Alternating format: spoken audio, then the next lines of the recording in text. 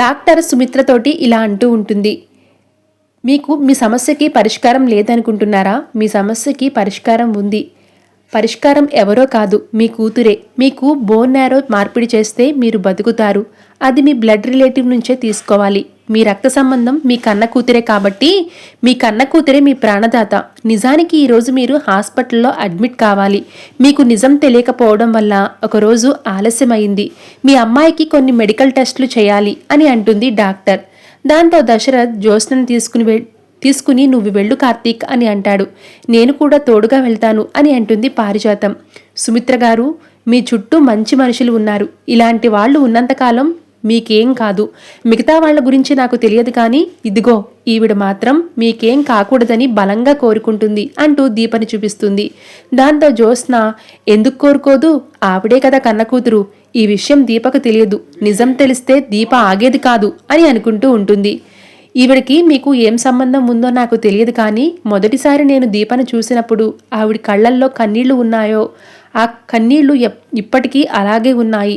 తను మీకు కార్తీక్ భార్యగానే తెలుసా, లేదంటే ఏదైనా రిలేషన్ ఉందా అని అడుగుతుంది డాక్టర్. దాంతో సుమిత్ర, మా ఇద్దరికీ పరిచయం మాత్రమే, రక్త సంబంధం లేదు అని అంటుంది. ఆ మాటతో దీప, ఓ కన్నతల్లి కన్న కూతురుతో ఏ బంధం లేదని చెప్పడం కంటే నరకం ఏముంటుంది అంటూ ఎమోషనల్ అవుతుంది. కార్తీక్ తన భార్య కాబట్టి వరుసకు కూతురి అవుతుంది అని సుమిత్ర అంటుంది. అంటే మీకిద్దరు కూతుళ్ళనమాట. అయితే మీకు దిగులే లేదు. మీ ఇద్దరు కూతుళ్లే మిమ్మల్ని కాపాడుకుంటారు అని అంటుంది డాక్టర్. దీపే నీ కన్న కూతురు అత్త, ఇది ఎన్నాళ్ళలో దాచలేను, నిజం చెప్పే సమయం వచ్చేసింది అని తనలో తానే అనుకుంటూ ఉంటాడు కార్తీక్. సరే కార్తీక్, మీరు జ్యోత్స్నని తీసుకుని హాస్పిటల్కి రండి అని చెప్పేసి వెళ్ళిపోతుంది డాక్టర్. అమ్మ జ్యోత్స్న వెళ్ళు అని అంటాడు దశరథ్. ఏంటి వెళ్ళేది? హాస్పిటల్కి వెళ్తే టెస్టులు చేస్తారు. అప్పుడు నేను కన్న కూతుర్ని కాదని తెలిసిపోతుంది అని భయపడుతూ ఉంటుంది జ్యోత్స్న. ఏం పెద్ద మేడం గారు, బయలుదేరదామా అని అంటాడు కార్తీక్. నువ్వు ఇదంతా తెలిసే చేస్తున్నా అనిపిస్తుంది బావా. కాలం నీకు అనుకూలంగా ఉంది. ఇప్పుడు నేను ఎలా తప్పించుకోవాలి అని ఆలోచించాలి అని ఆలోచనలో పడుతుంది జ్యోత్స్న. బయలుదేరాలంటే ఆలోచిస్తారేంటి, వెళ్ళండి అని అంటాడు పెద్దాయన. దాంతో పారు, నేను చేసిన పాపం బయటపడే సమయం వచ్చింది. సుమిత్ర ఏమవుతుందో ఏమో కానీ అంతకంటే ముందు నేనే చచ్చేటట్టు ఉన్నాను అని అంటుంది.